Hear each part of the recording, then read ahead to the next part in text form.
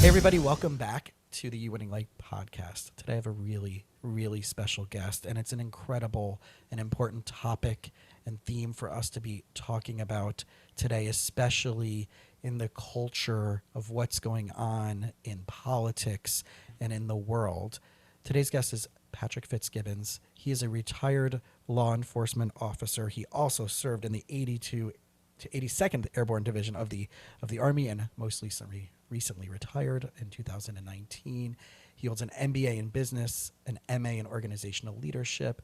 Like me and probably everybody else listening to this podcast, he's a lifelong learner, and he has a awesome coaching program and a podcast. It's called CJEvolution podcast, where he's focusing on making people better, especially in the law enforcement and military world, and helping them reach their potential and their purpose. So Patrick, thanks so much for hanging out.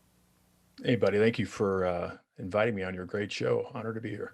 I'm honored to have you. So number one, I want to give a thanks to Podbooker.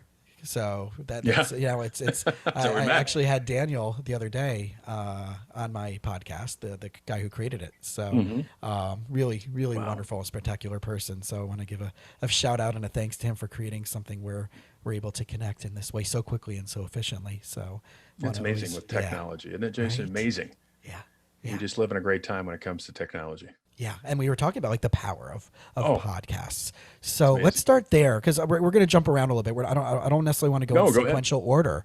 Usually it's like, tell me your backstory and whatever. But right, podcast right now, right? It's the end of 2020. We're beginning of 2021, and I was joking with a potential client the other day. They're like, "Well, I'm not sure if I'm ready for therapy. I can't believe I have to go to therapy."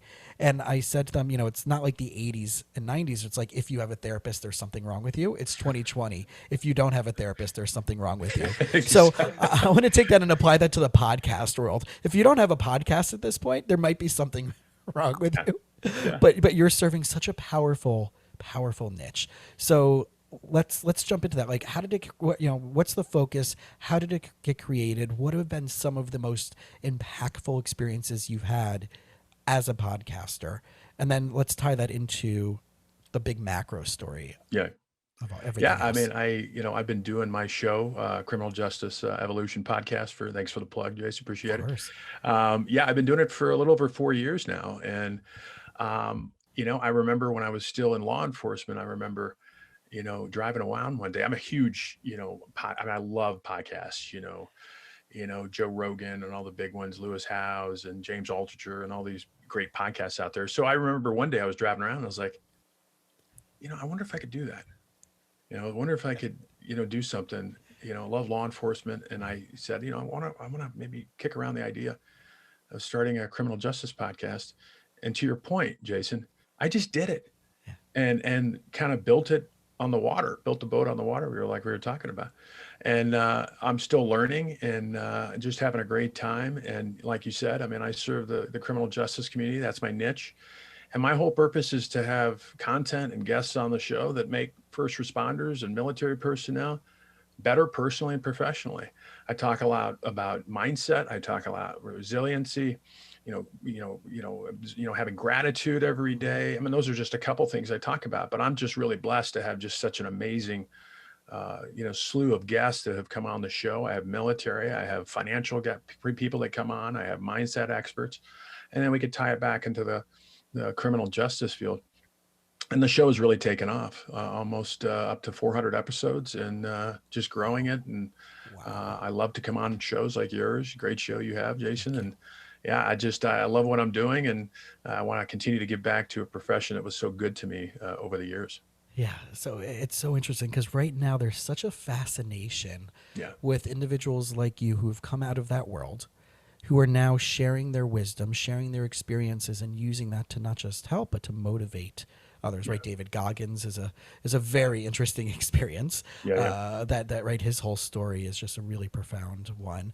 I had Tom Shea, who was a former Navy SEAL. Right, there's all of these as a guest of mine. So this is like, there seems to be a new fascination with taking everything that those in your community have learned and bring it out to the lay people, us that have not been in the military or first responder experiences, and benefiting from it without having to go through the that first line hardships that you guys have sacrificed for our country, for our nation, for us. Well, and it's like you said, I mean, there's so much information out there. We truly, I tell people this all the time, Jason, we truly live in some amazing times. Yes, we're going through a difficult time right now, but as far as we just have information that, I mean, I never thought, I mean, I'm 51.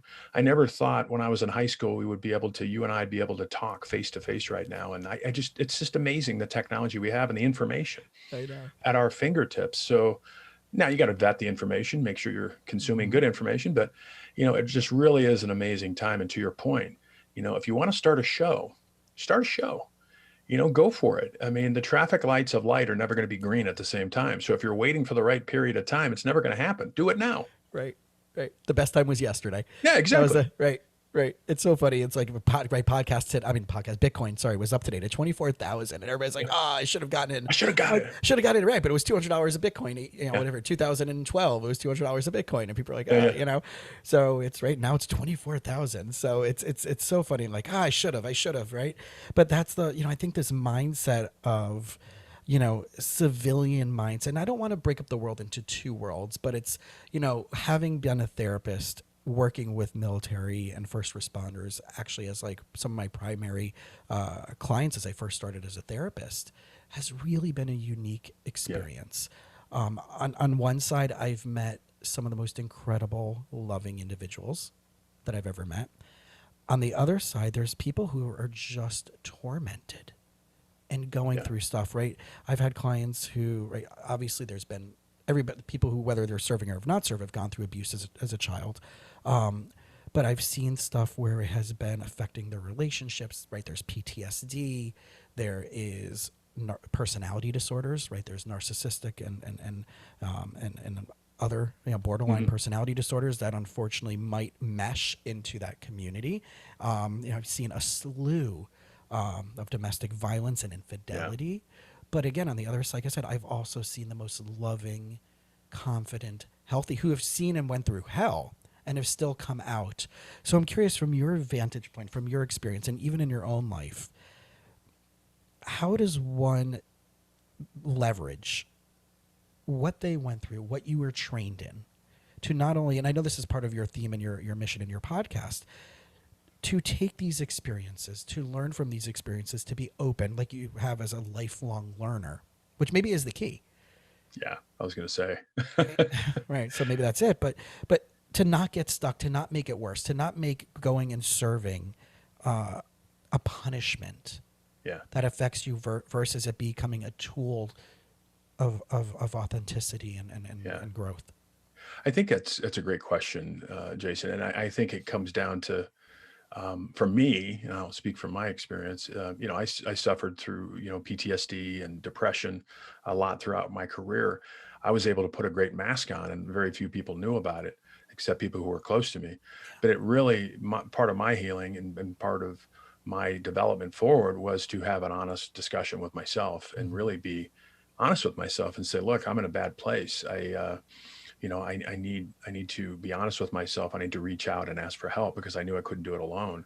But so many first responders, so many in the military think that they can do it by themselves. And I'm going to tell you right now, and Jason, you're not an island. You can't do it by yourself. Right. And there is, it really is amazing. You talked about having a therapist. I think, especially in the military and law enforcement, I still think there's that culture of a sign of weakness if you reach out, like if you're having help or if you need help.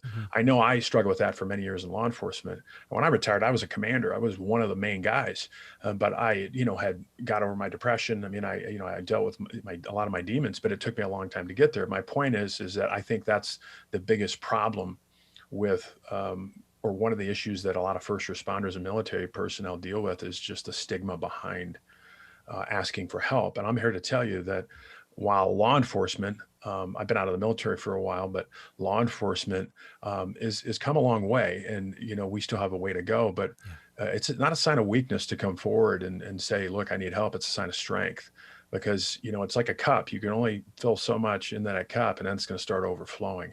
So again, for all the people out there, and Jason, being a therapist. I mean, you need to have an honest discussion with yourself first, which I did. You need to be, I think the people you surround yourself with are key to your success. I tell people all the time, look, you got to weed your garden every once in a while. And if people are negative and toxic in your life, you really need to think about having new people in your life. I know that's people are thinking, well, it's my family. Okay. But it doesn't mean you have to spend all the time with them. It means you can kind of love them from afar. I have relatives that I love to death, but I don't want to spend a lot of time with them. So I think you got to have these discussions with yourself, because I really do believe that, the creator, whoever you believe in, gave us all the tools that we need to make our lives better. It starts with you. It starts with you. So I know that's hard for some people to hear right now, but you can do it. You have all the tools and everything within you to make your life better and get where you want to go. Yeah. And I think one of the stigma challenges, especially when it comes to the therapy side, so we were talking before about, the two main insurance panels that most first responders or servicemen or service people are taking care of. One is Humana TRICARE, military, the prime and standard models. And then the other one, at least in Florida, that takes care of federal employees, is Blue Cross Blue Shield. And the challenge is when they're coming in to use their insurance, the insurance doesn't get processed unless you put a clinical, psychological / psychiatric diagnosis on the billing form that goes back to the insurance. And the question is what happens if they get diagnosed with anxiety disorder or post-traumatic stress disorder, and they're holding in a certain position that might have a detrimental effect to future or present job performance. And I've never once heard, because no one's ever trained us in this, how do you navigate that to give them the best services, but at the same time, how can that affect them down the road if those records get requested? And there's a duality to that, because at one side we say we want you to get the help. At the other side, it's mandated, right, as far as the insurance side, that you have to give a client a diagnosis, and they only cover certain diagnoses. They won't reimburse couples counseling. It has to be one person has to get a diagnosis. So there's my guess is that there's a worry that, especially a Secret Service agent that I had, right? They came in, there was a domestic dispute that they had with a partner. And how do you do that? If they're doing security clearance at the highest level, they might eventually put on detail, right? Presidential detail or any type of, political detail. How do we navigate protecting our colleagues from any negative detriment when it comes to their self-care, when it comes to mental health and navigating the system? Yeah, I mean, it's a difficult question, Jason, but I would go back to, as simplistic as it sounds, that's going to manifest itself. If you're so worried about not going and seeking out help because you're worried about a career. Look, I get it. I totally get it. I mean, your career is your career and your livelihood is your livelihood. But if people are not willing to go, and I dealt with that in law enforcement. I was so worried that I was going to be stigmatized as having depression and having suffered from PTSD. But, and again, this is just my experience. The exact opposite happened, because I knew I couldn't go down the path. I couldn't keep going down the path. I knew that if I didn't reach out and get help, that it was going to manifest somewhere down the road, and it was going to come out, and then God knows what would happen. Right. I mean, so I guess I would tell people who are struggling with that, and I get it, the professional sphere of it. I mean, it's important, but look, if you're not taking care of yourself first, I know you've heard this before, the old, example, I'll use it again. It's been beaten to death a million times, but you go on a plane, the oxygen mask falls. Who do you put it on first? You put it on you. Right. So especially the first responders and, federal employees that are working in law enforcement, you got to take care of yourself first. And that means that if you need help, to reach out for help, and then just put it in, I know it sounds corny, put it in God's hands or whoever. Yeah. I mean, whatever's going to happen, it's going to happen, but you got to take care of yourself first. Yeah.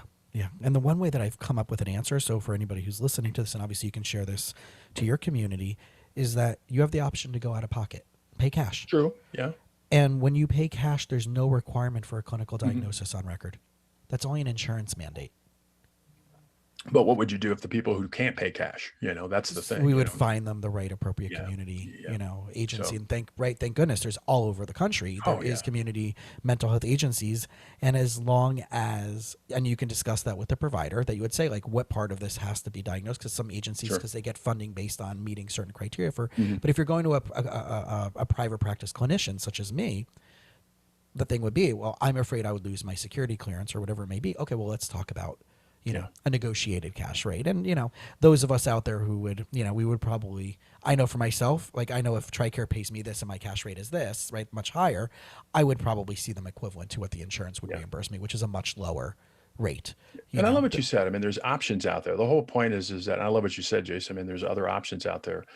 Just just go and contact you or somebody else's, and there's always a resolution. I think there's always a solution to every problem. So just don't hold it in. Don't try to deal with it yourself, because you just can't. Yeah. So let's get into the culture of choosing this world, choosing this life, choosing this identity, because it seems that for me, right, I was born in 1978, so I'm about 10 years younger than you, that even though my mom's father, my grandfather, served in the Army, he was in the band, so it was really cool. So he was a performer. But I know going to the grave sites in Pennsylvania, where my family, both sides of my family are, I saw so many flags are of those who served, and it seemed like everybody 50 years ago served. And it was like this patriotic duty, and it didn't matter which way you voted, and it didn't matter where you lived. This was just, for men specifically, maybe more so than women at that time, right? This is just something you do to have this. And the culture obviously has shifted, politics and all these other things. How does a teenager, middle school teenager, what are some of the questions, some of the processes, or even if you're in your early 20s and you're still nagging question is like, do I do this? How does one sort through and figure out if this is the appropriate direction for them to go, whether it's military, law enforcement, first responder? How does what's some of that process? What does that involve for them to help make a really powerful decision? Yeah, I mean, that's a great question. I mean, I'll give you, the example of my son. I mentioned before we started, my son, is going to be 20, in a couple of days. And I remember a year and a half ago, about a year ago, he was struggling with what he wanted to do. He didn't want to go to college right away, and I admire him for that. I think too many people just go to college for the sake of going to college and waste a lot of money, but that's a different discussion. But anyway, we went on a hike one day in Boulder, and he told me, he said, "Dad, I don't know what I want to do with my life." I said, "That's okay. That's fine. You don't have to have it all mapped out right now." And he wanted to know about my military experience, and I said, because I grew up in a military family, like I told you, Jason. I served in the military, but I never pushed my son to go in the military. I always said, it's an option. So long story short, I mean, he did a lot of soul searching. He did, spent a lot of time, meditating and things like that, which he does. And he really, like I said, it came down to a discussion with himself and what he wanted in his life. And ultimately, he chose the military and went into the Air Force. And of course, I'm proud of him. But for those people out there that are kind of wondering their path, I mean, there's a lot of noise out there. I mean, there's a lot of society telling you what you should do, and parents and relatives, Jason, you shouldn't do that. You got to go to medical school and do this, and you got to do what you want to do. I know that sounds simplistic, but what does your heart tell you to do? And I know sometimes it's daunting, being a young person, and I know that there's a lot of noise out there, but it really comes down to, what do you really want to do with your life? What path do you want to take? And realize too, this goes back into what we were talking about, just the amazing time I believe we're at in human history. Just because you choose one path doesn't mean that you can't change direction down the road. I mean, I think the average person now changes paths or jobs 7-8 times, or so maybe it's more. Yeah. So I think it, again, comes down to really putting down your goals on paper, writing down where you want to be and where you envision yourself being, and what do you want out of life. And, and I always tell people, look, money is important, but your money is just a tool. It really starts, with what's going to bring you some happiness. What are you passionate about? What motivates you, and go that direction. And again, I hope I answered your question, but I think it just starts with yourself, and having a good, deep discussion with yourself, and not worrying about what other people, you're trying to please other people. What do you want to do? What do you want to do with your life? Yeah. So you talked about these goals and these purpose. For me, I look at it from the perspective of what's your core values. Yeah, exactly. And what syncs up with your core values. Yeah. So what, from your experience, and it doesn't have to be obviously the precise, words, but off the top of your head, like what would be like the core values that you think a person is trying to embody that would lead them going into this type of world? A sense of fulfillment, honesty, integrity, dedication. I think fulfillment is a big thing. You got to be fulfilled. It's got to fill you up. You got to be passionate about what you're doing. Again, I think we just as a society, we fall in the trap of trying to please others. And I'm not saying that that's not necessarily a bad thing. Sometimes you want to please your spouse or your family, but I think a lot of us, and I know I was there as a young person. I'm just, I gotta, my parents would freak out if I wanted to do this or that. And, I remember, my mom was scared to death when I became a police officer, got into law enforcement years ago. And she said, I don't want you to do that. And I'm like, well, Mom, I love you, but I'm going to do what I want to do. And I'm passionate about it. I want to serve.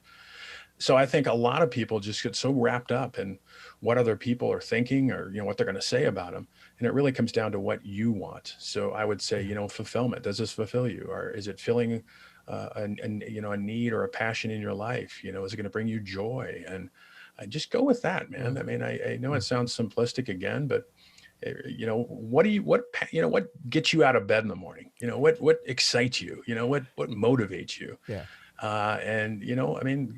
Life is amazing. When reality is we don't have that much time here when you look at it. And so you got to go for what you want to do and follow your dreams. And I think the rest will work itself out. So as you were talking about this question that I wasn't planning on asking you came to my mind. So I always have a curveball that I like to throw out there. What myths would you like to debunk or that you have been debunking as part of what you're doing from the vantage point you're at now, whether it's through your podcast, through your coaching, that the rest of the community needs to learn about that community? I think that's a great question, Jason. And I would go back to law enforcement. Look, I think, again, law enforcement's always been a tough environment, tough community. I think people who get in law enforcement realize that. We're not naive. But I think just based on what I've seen, especially in the last year, I think, I just want to debunk the myth out there. Let me premise, I should have say this again. I still think the majority of people out there support and support our brave men and women and who serve us in law enforcement. But I do believe that there's a lot of people out there that just based on what media is saying or what their friend says about law enforcement, they buy it hook, line, and sinker. And I'm going to tell you right now, most 99% of law enforcement, brave men and women, no matter what color, creed you come from, are just good people trying to do a very difficult job in a difficult environment. And I would say, to your point, Jason, is don't believe the first thing you see on social media. Right. Don't believe, it's a very difficult environment. That vast majority of law enforcement officers are good people just doing a difficult job. So I want to debunk that because I've talked about this a lot where I teach on the college level too, Jason. So I teach, I love teaching the next generation, but that's one of the myths I have to debunk because especially with the younger people, they're kind of, well, all cops are crooked. They're beating people up, all the time. And that's not I don't know who you're hearing this from, but first of all, that's not true. Second of all, the numbers don't say that. Right. So, but the purpose of law enforcement is we need the community just like they need us. So we need to come together. And if we want to make our community safer and better, everybody needs to be at the table, including community members and law enforcement. And we need to work together and collaborate to make our world a better place. But that's probably the biggest thing that I'm talking about a lot right now is kind of debunking the myth that among a lot of people, I don't think it's the majority, like I said, right. A lot of people think that law enforcement are just evil people and, we need to go out there and get rid of them. And I always ask, okay, if you get rid of law enforcement, what are you going to replace them with? I don't know. Right. So, so that's the myth I think that I try to work on. So as you go back and, like you said, you grew up in a military family, your dad served. Is there anything that throughout your life that as you went through any challenges, trials, tribulations, or even some, advantages that you would say because of that background, because of dad's influence, because of military and first responder and influence, gave you some type of insight or advantage or some keen awareness of something that really allowed you to work your way through something that maybe if you didn't have those experiences would have been more difficult for you? I think it came down to my faith, a lot of it. I grew up Roman Catholic, very strict Catholic family. And that really helped me through my difficult times, is going back to prayer and, Mm-hmm. talking to God and just praying. And, I grew up, like I said, I grew up in a very devoted, Catholic family. So that helped me tremendously. That was the foundation, that I grew up with in my life. That wasn't everything, but it was Mm-hmm. definitely the foundation that helped me get through some of my difficult times, as well as we talked about before we started, Jason. I'm an avid, I meditate all the time. In the morning, I journal, I, exercise, take care of myself, have a gratitude journal. All the things I talk about on my show Right. are, my faith was the foundation. Everything else was just building on that foundation. So that's what really helped me, through the tough times in my life. It continues to, Mm-hmm. I'm always praying, and, and I don't think you have to go to church to pray, but again, I'm always kind of meditating and saying some prayers, and that helps me through the tough times. Yeah, I like helping my clients navigate between the difference between religiosity and spirituality. And Yeah. there's so many people that are religious, whatever their denomination is, right? Whatever their faith background is. And they might be religious and rote ritual, but Hmm. they're not spiritual. Hmm. And there's plenty of people who are ridiculously spiritual, and it has nothing to do with, specific doctrines, rote rituals, right? Yeah. So I remember my parents, like I said, I'm a little older, and I remember, to your point, I'm spiritual. But my mom used to call me up when she was alive and say, "Did you go to church, today? Did you go to Right. church on Sunday?" I was like, "Mom, I didn't go to church, but I can still pray. I don't believe you have to be I Right. can still be spiritual without going through the actual act of going to church." So to your point, I again, that's just made me think about that when you talked about that. Yeah. Is there any, like, in addition to that, right? Because that's such a profound thing of like how I remember my mom, before my bar mitzvah, Yeah. she said to me, by the way, when you're making your list, you can invite who you want. I'm like, yeah, I know. She's like, no, no, no. Like, you can invite whoever you want. It doesn't just have to be, you know, your Jewish friends, because I Yeah. know you, right? I know we also have non-Jewish friends, so but I wanted to make sure that like, it was so cool that, like, there's different ways that different people influence with different things, especially when it comes to faith and culture and Yeah. stuff Yeah. like, or even with careers. Yeah. Is there something that stands out, right? Because your dad, you went into your dad's footsteps in your own way, right? And we were talking about that in our pre-conversation. Is there a memory or a teaching or something that really has had some profound influence on you as it led you into this world? I learned, through my dad and of course my mom, honesty and integrity, doing the right thing. And you're going to fall, throughout life. We all do. We all falter. We all fail. But the point is, the purpose, or my dad always taught me, you got to get back up and keep going. And that's, I think, one of the misnomers out there with people struggle with is, I failed. I'm just going to be a failure. No, you're not. You're only a failure if you think that way. So I was taught, honesty, integrity, and those core values, and, loving each other. But I don't live in a bubble. I have bad days too, and everybody does. But the big thing that my dad and my parents taught me, and that was reinforced obviously in law enforcement and the military, was, look, if you fall off that horse, you better get back on, Mhm. because life is just going to keep coming. Life doesn't let up. So Right. a lot of people, unfortunately, Jason, this as doing what you're doing, once they get in that rut, they stay in that rut, Mm-hmm. and they can't get back on that horse, or they can't, they can't, it's very, very tough for them. But life is about failure. It's what you're going to do with that failure is going to determine your success, or, staying in that rut. So those are the core things I learned throughout my life, mainly, to be resilient. It really comes down to being resilient, getting up and keep going. Yeah. And I know both you and I talked about this as I went through some of your blog posts about creating the team around you Yeah. to support you. Oh, Right. I think it's huge. I was giving a class last night to young professionals, and we were talking about, like, one of the challenges of being successful is knowing who to delegate to and knowing who's better at it than you are. And I said, I remember years ago, someone that I met through at a friend's house for dinner invited me to meet them for coffee, and I thought it was purely social, and it turns out it was like a hardcore sales pitch for life insurance. And I'm like, God, like, that was a bait and switch. At least he paid for my coffee, but I'm like, you know, So, but I realized years later, besides the fact that that turned me off, one of the many reasons why now looking back through my entrepreneurial journey of why I didn't want to work with them and why I'm glad I didn't work with this person is because they live in the same apartment complex as me. Yeah. And it's not because that person's a neighbor. It's because if this person's gonna be my financial planner, I don't want them living in the same place that I can afford to live in. Exactly. Right? Yeah. So when we're talking about building teams, and I think this is one of the most beautiful things. So if I've had clients that have been in charge of logistics in the Army. I've had, right? I mean, from Rangers, I've had, but I love hearing the logistical side, not just like going out and fighting side, but all of the stuff that it takes to make this system run. And of course, there's bureaucracy and red tape, like there is in everything, and procurement issues and right budget issues. But I think like the greatest example of like how these like how does this work is such a network of systems, and who do you need to bring into your life? So what are some insights you have about how can people find that team to help them get to where they want to go? It's such a great question. You know, I think Jim Rohn, late great Jim Rohn, said you're the average of the 5 people you associate with. Yeah.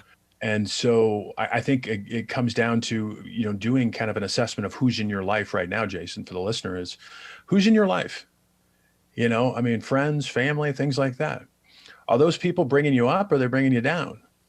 We talked about weeding your garden. Yeah. You know, one of the things I told my son before he went off to basic training in the Air Force is I said, when you get to basic training, it'll happen. You'll have people that want to quit, that have people that want to quit, but, you know, they don't want to go alone. They want to bring you with them. Mm-hmm. Stay away from those people.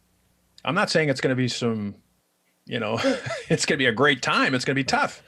It's going to be mentally and physically tough, but you want to be around the people that are, you know, pushing and gutting it through and, you know, having that proper mindset that I'm going to get there. And he did. But for the people out there, again, it really comes down to, I always tell people to do a people assessment. I know that sounds kind of crass or kind of maybe rude or something, but really, you should be very, very, very passionate about who you're surrounding your time with. It's your time, you know? So I would encourage people to do a kind of an assessment or inventory, whatever you want to call it, of people in your life. And are they helping you or are they hindering you? And I guarantee everybody out there has both. Maybe it's lopsided. And we talked about weeding your garden. Sometimes you need to get rid of people in your life. I know that sounds mean, but hey, I've had, you know, friends in my life that have come and gone mainly because they were just too negative and toxic for me. When it comes down to, you know, who do you want to surround yourself with? I want to be around. Look, Jason, I don't want to be the smartest guy in the room. Mm-hmm. I don't. If I'm an entrepreneur, if I didn't have a podcast and I wanted to start one, I'd go to somebody like you and say, Jason, can you help me? Can you mentor me? Can you help me? Can you help me start a show? You got a successful show. How did you do it? Would you mind picking my, you know, can I pick your brain? Can I have 2 minutes of your time? So many people get afraid of doing that. They just don't want to reach out to people. They want to do it by themselves. So they're afraid of the no. Yeah, exactly. Which is crazy. And I've come up with this idea that the worst, right? People think the worst that the person can say to them is no. Yeah. But it's not. I think the worst that they can say is yes, because you know what has to happen? You have to rise up and step up to the occasion and change your game plan. If they say no, you're just in the exact same place. Nothing has moved. Yes. The needle hasn't moved. The yes is the quote unquote worst part because now you got to game up. Yeah, exactly. And I tell people, you know, we're kind of digressing a little bit talking about podcasts. I remember when I started my show, Jason, you probably experienced this. I would reach out to guests, you know, and I was so afraid of them saying no. Some of them did. A lot of them didn't. Uh-huh. And then I was like, oh crap, they said yes. Now it's that.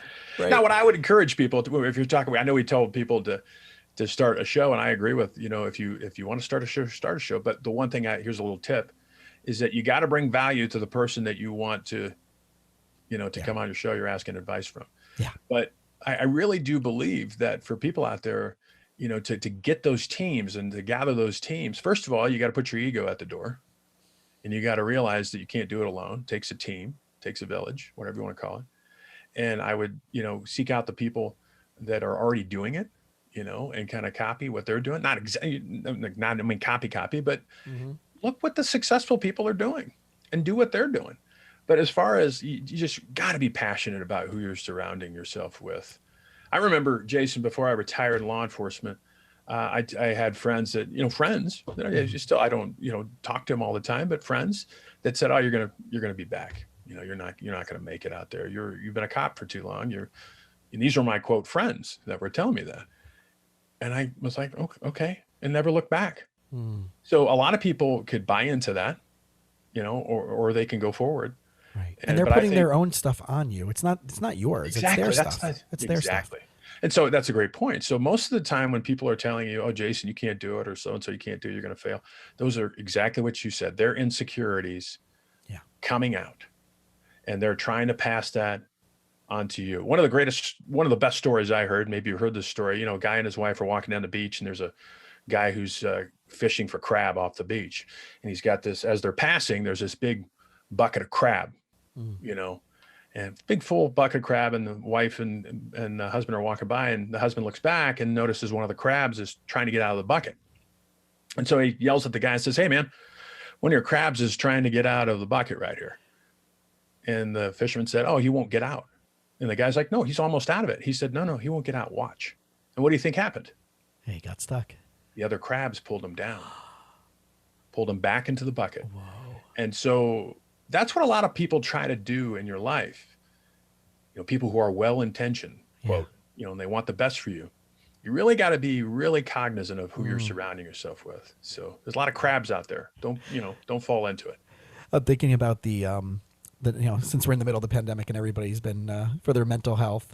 It's funny how we've all been like, don't binge TV shows, but right now it might be good for our mental health to have a few good shows that we're binging during this time.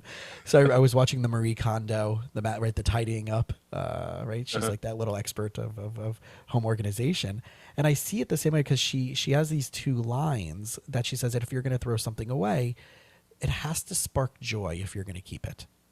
Right? You have to pick it up, hold it, and does it spark joy? So people are more used to that one.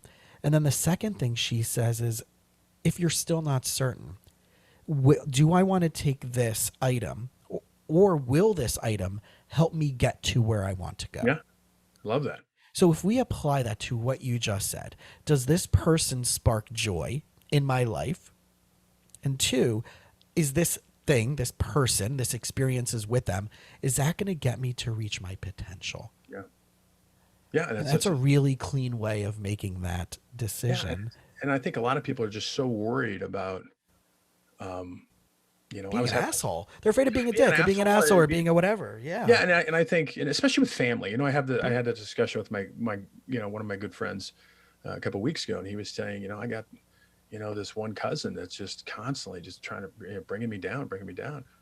And I said, well, have you talked to the cousin about it? He's like, I just don't want to hurt his feelings. And I was like, well, then the problem's with you. You gotta say something to him, because, and sometimes the truth hurts, but you have to start that conversation with him, and you can do it from a place of love. You don't, again, I'm not trying to, I should have said, I'm not trying to, just jettisoning people out of your life. You can still love them, but you want the best for them, but you don't have to spend all this time with them. Yeah. Right. Or have the conversations like you said. Yeah, this is the outcome that I want. This is what I'm noticing. This is what I'd like to have happen. Are you in agreement with me on this? Exactly. I don't, right? And I see that with couples all the time. I just had this with someone the other day. I said, start the conversation with your partner about saying, before we get into the nitty gritty, I want to let you know that there's nothing that I will ever let happen that will make me not love you. Yeah. And I'm only coming to talk to you about this place, and I want to make sure that also happens for you. Love it. Yeah. And there's nothing that I'm going to be that I'm going to let get in the way of us ever having anything less than an amazing relationship. Are you on board with that idea with me? Once you get the agreement there, then you can go from a different vantage point. You're setting the ground rules, or you're setting foundation, whatever you want to call it, right at the beginning. Yeah. So I love that. That's a great idea. So if we can go into those type of dynamics, I also remember hearing last year Gary Vaynerchuk, right? You were talking about the podcast about Gary V. So Gary V was like, he was talking about that concept, right? The 5 friends. And he goes, you have to make sure you get rid of that loserist friend, and you can replace it with someone who's at a higher frequency. And then he goes, but what happens if you look around and you realize you're the loserist friend?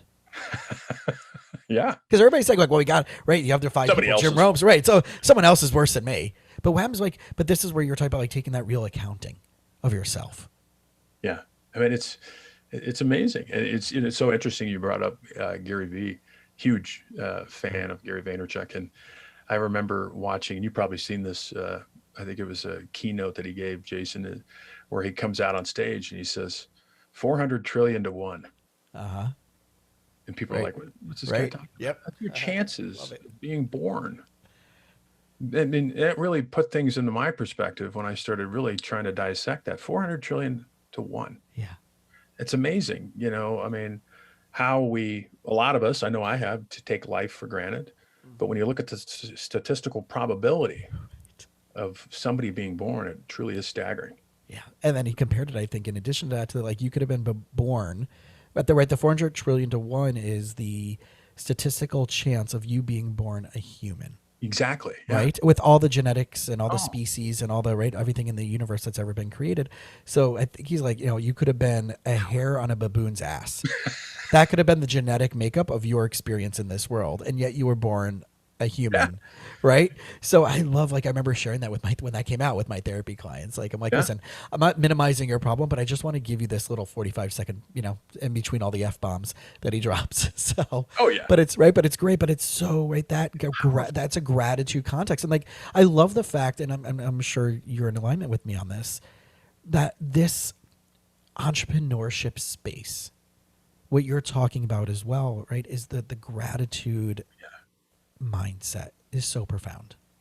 Yeah, it's, I mean, I can't stress this enough, that I mentioned my faith, but I mentioned, other things, mindfulness. One of those, is just grateful. And, my feet don't hit the floor, Jason, until I go through not only expressing gratitude, but feeling the gratitude. For me, it's feeling the gratitude. So the first thing I do before I get out of bed is, first of all, I'm thanking God I'm here. I have one more day, on earth. I'm thankful to be alive. I'm thankful for my health. I'm thankful for my home. I'm thankful for my beautiful family and my kids.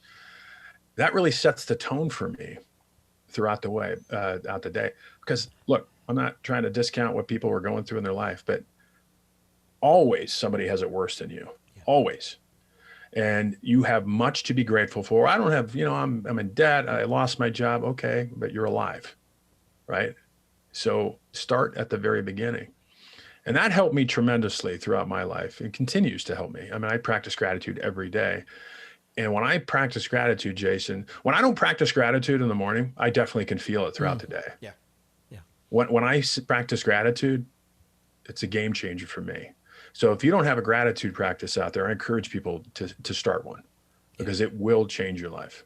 Well, you're changing your physiology. And especially when you said that, when you said it's not just what I'm thinking about it, but I get into the feeling of it. So that feeling part, that emotional, is your limbic system of your brain. And that's the mammalian brain. So we have our neocortex is our rational brain. That's the storytelling, right? This makes sense. I know that you're in Colorado and I'm here. Then you have your limbic system, which is the mammalian, which is all about your emotions, and it's timeless. So it's like when a great song from back in the day comes on and you're snap back right into that experience. That's that same part of the brain. And then your reptilian brain is the survival instinct, fight, flight, the 4 Fs, fight, flight, feeding, and reproducing. Yeah. So, right. But when there's an incongruency between those, we're going to have stress patterns built up. So the fact that you're spot on with that, and I want people to hear that so clearly. Don't just talk about what you're grateful for. Yeah. Feel the experiences, have those home movies playing in your head, those snapshots, and walk through that. And here's the cool thing. Even if it hasn't happened yet, your physiology, your nervous system will respond the same way, whether it's actually physically in front of you or you're conjuring up that experience, even if it hasn't happened. And that will change your entire physiological cascade. Yeah. Scientifically proven. Yeah. And I'm a big believer, and I'm assuming you are, Jason, in the law of attraction. Yep. I mean, my God, I mean, it is, if you would have told me, if we were been talking about this a handful of years ago, I would have been like, look, you're emitting energy, and you're attracting what you're putting out there. So if you think life sucks and my job sucks, and guess what? That's what the universe is going to give you. I'm not saying you live in a bubble, you don't have good days, but your frequency, whatever you're putting out there, it's the law of attraction. Yeah. You're going to get back. And so again, I mean, try to think positive. Life isn't all bad. Yeah, you might be going through some hard times, but that's going to define you. You're not defined by the stuff you're going through right now. And that's another thing that people get hung up on. Well, I lost a bunch of money. Okay, you're a moment in time. Mm-hmm. You're not defined by this moment. You can if you want to be. Yeah. You Well, know? how did all that money get to you in the first place? Exactly. Attraction. Yeah.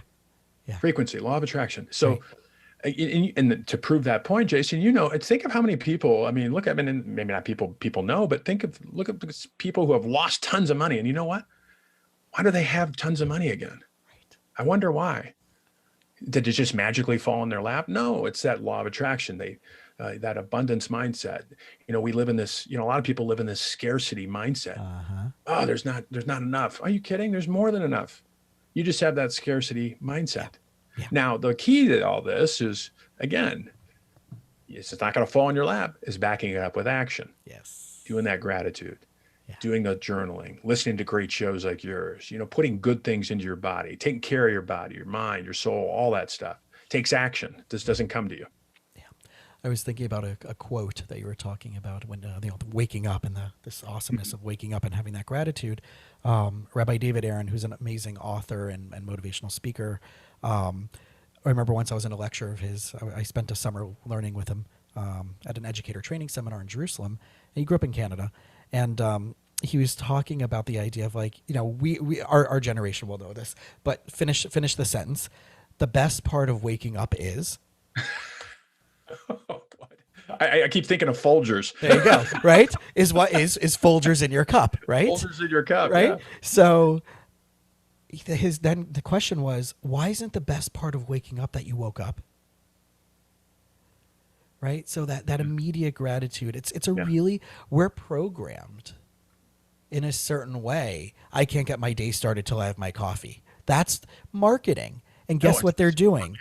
Right? If you read Simon Sinek's Start With Why, right? You watch it, right? You can skip the book, go right to the YouTube videos, guys. Like, it's just like, you'll get it all there. I'm a big fan of just like finding the book version on YouTube videos explained, right? In a half hour instead of, you know, as my massive book collection hopefully will, you know, just condense itself. But right, all marketing is based on the 3 brain theory that we just walked through. Yeah. And you're being marketed through your neurology.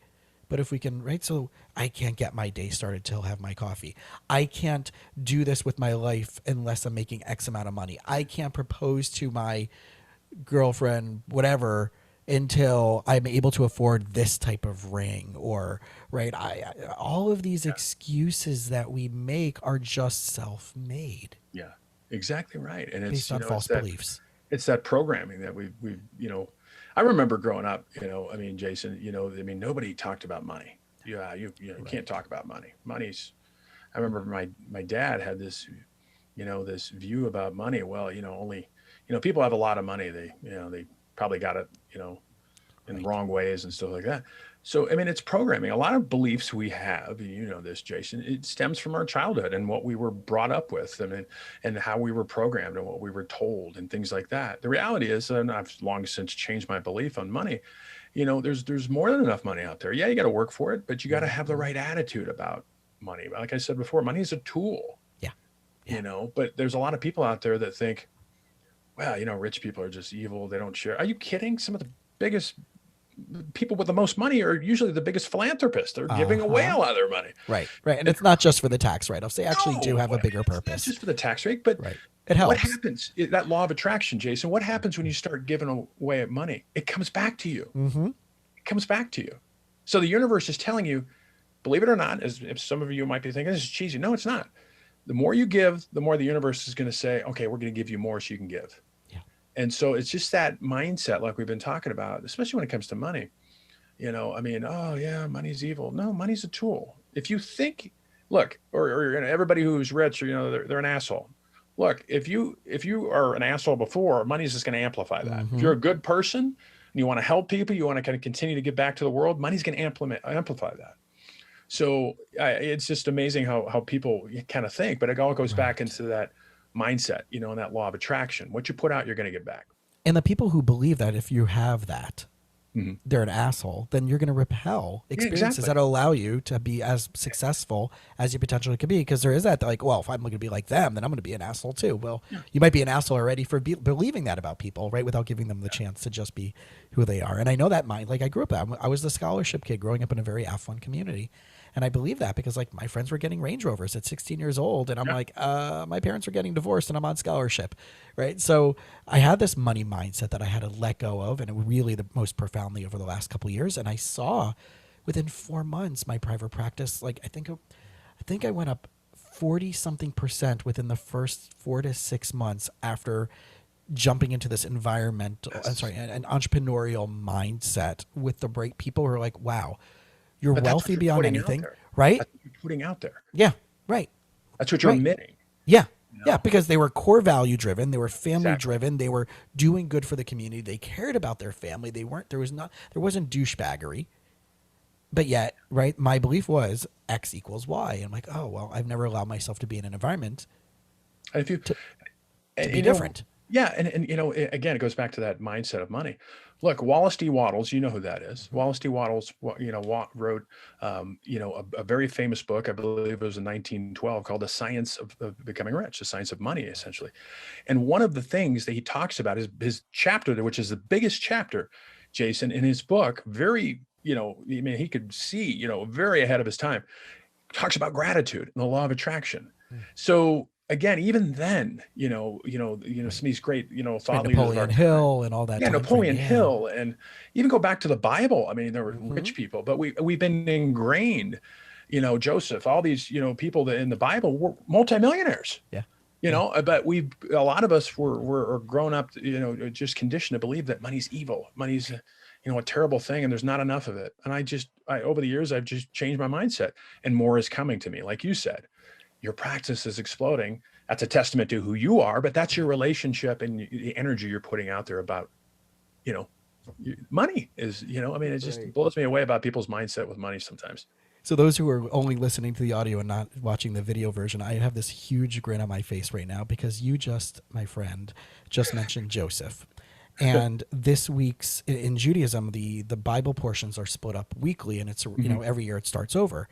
And this week's Bible portion is about Joseph interpreting for Pharaoh and all the other people in his court, the dreams and the storehouses and all of that stuff is this week's Torah Bible portion that's being read this week. Awesome. So the beautiful thing, so there was the book that I give this class on for young professionals. It's on leadership and psychology, and so it's on Wednesday nights, and so today's Thursday. So the book is called Lessons in Leadership by Rabbi Jonathan Sachs. He was the chief rabbi of the UK. He just passed away about a month ago from cancer. He was universally recognized, just a really wonderful human being, just brilliant writings. So I'm using that book, Lessons in Leadership, each week, and he talked about the three things very much in correlation and what Joseph had. What was Joseph's three traits? One is that he was a dreamer of dreams.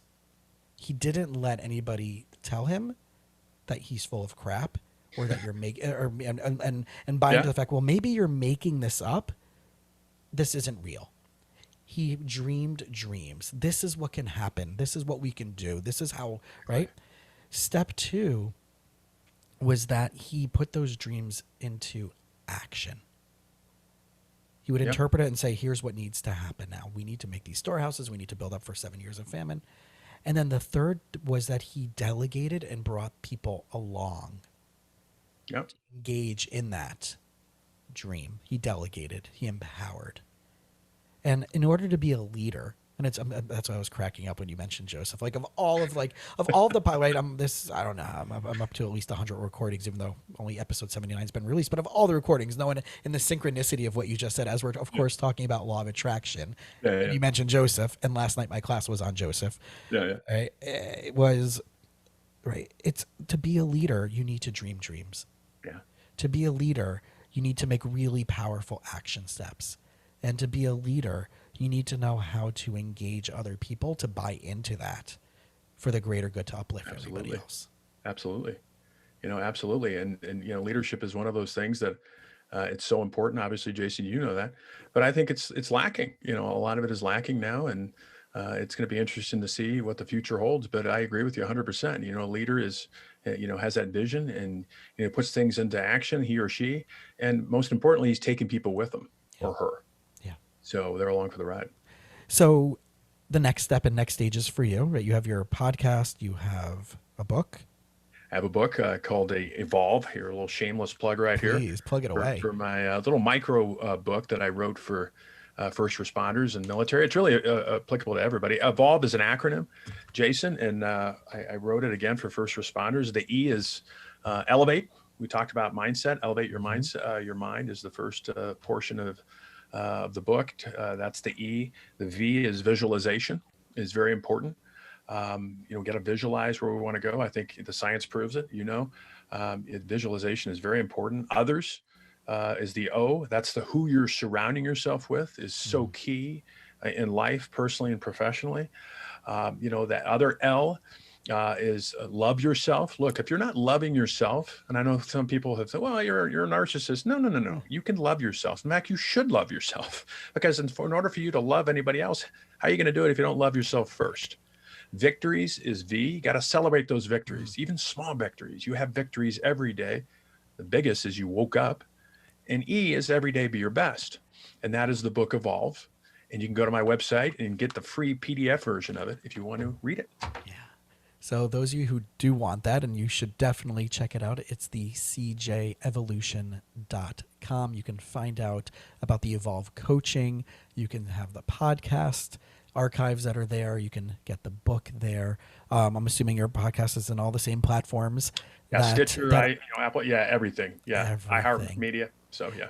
And here's my ask of people who are listening. So please, number one, if anything that we've talked about today brought value to you, or that it's going to bring value to someone, if you have a friend or a family member that's in that first responder service community, please, the criminal justice community, please point them in the direction of the Criminal Justice Evolution podcast, the CJEvolution podcast. And two, if you love what he had to share, you love what we talked about today, go on iTunes, find the podcast, subscribe to the podcast, leave a positive and starred review. So here's the cool thing that people don't know. It actually allows us, it's like an algorithm in some way, shape, or form, like Instagram and Facebook and Google changing it every 2 weeks, right? It allows us to get seen by more people and show up in different ways than just people having to search for it by keywords or buzzwords. So if you found any value, please subscribe to the CJEvolution. Again, if you're part of this community, the first responder, the service men and women of our great country, go there to the CJEvolution, go to ours, the You Winning Life podcast, right? No charge. I'm not doing any Patreon stuff at this point, any of that stuff. I'm doing this purely as, the light, and as I'm sure you might be as well. Leave us a positive 5-star review. Check it out. Subscribe on Instagram. Please follow us. There's been a little bit of a shift. It's You Winning Life on Instagram, and yours is to follow yours on Instagram. Oh, I'm sorry. CJEvolution _podcast. There we go. Cool. Awesome. All right. So Patrick, thank you so much. Thank you, brother. Should be a happy, healthy new year. You should continue to be having this honor being on your show. Thank you. All right, buddy.